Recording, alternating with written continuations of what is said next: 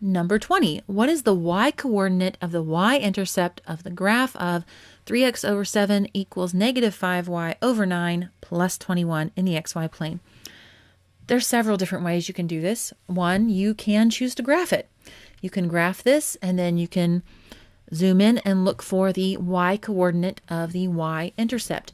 Be extra careful if you do that because this is a student-produced response. So there's no multiple choice here to kind of let you know if you're heading in the wrong direction, like if you get an answer that's not on the list. So what you'd be looking for, the y-intercept, is going to be where it crosses the y-axis. And wherever that point is, you're going to zoom in, you're going to look at the 2 points, and you're going to get the y-coordinate of that. Because the x-coordinate is going to be 0. Anything that's on the y-axis, the x-coordinate is going to be 0. So that's how you do it if you're graphing. If you are doing this mathematically, there's actually a couple of ways you could do it there too. You can say, well, I know when it's the x-intercept, like I just said there, the x-coordinate is going to be 0. So I'm going to plug 0 into this equation, and then I'm going to solve for y. Absolutely valid way to do this. So 3x over 7 equals negative 5y over 9 plus 21. And if I were to plug in 0 for x, I would get 3 times 0 is 0 divided by 7, and that's just going to be 0 over here on the left, equals negative 5y over 9 plus 21.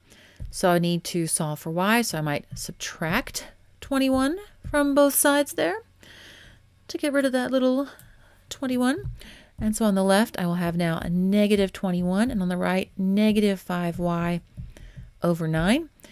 Now, y here has been multiplied by negative 5, then divided by 9. I need to undo that, so I'm going to undo that divide by 9 to multiply by 9. So on the left, negative 21 times 9 is negative 100, my wrong color, negative 189 equals negative 5y.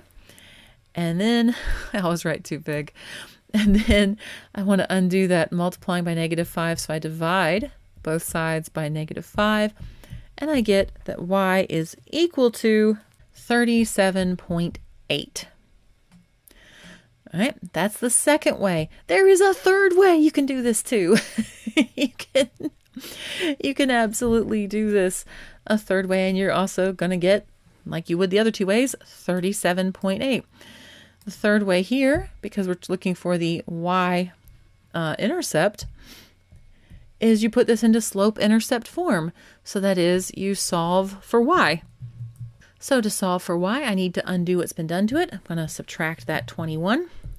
Subtract 21 from both sides.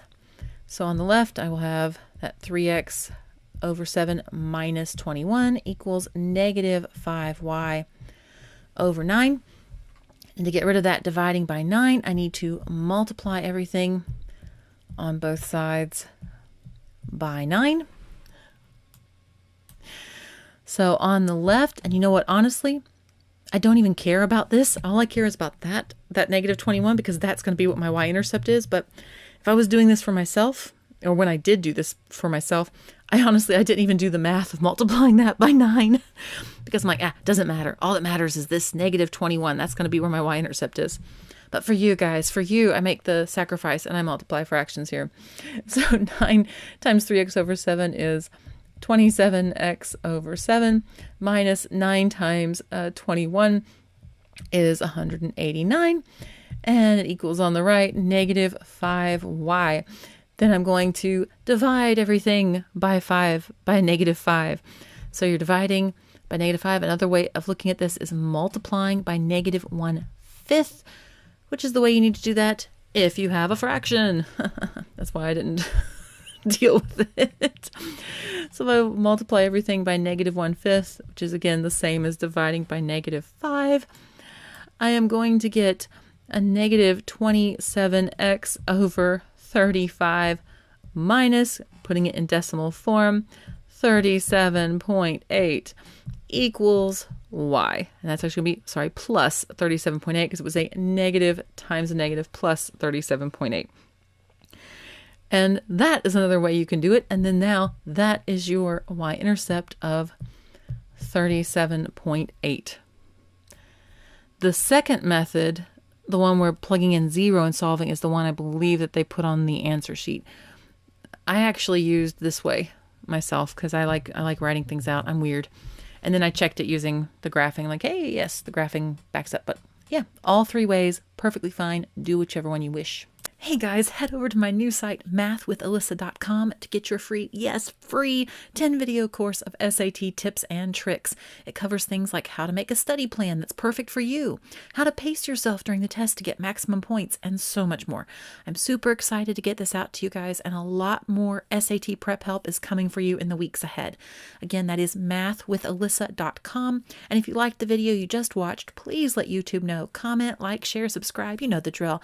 Thank you so much for watching. Hope you have a great day. See you later. Bye.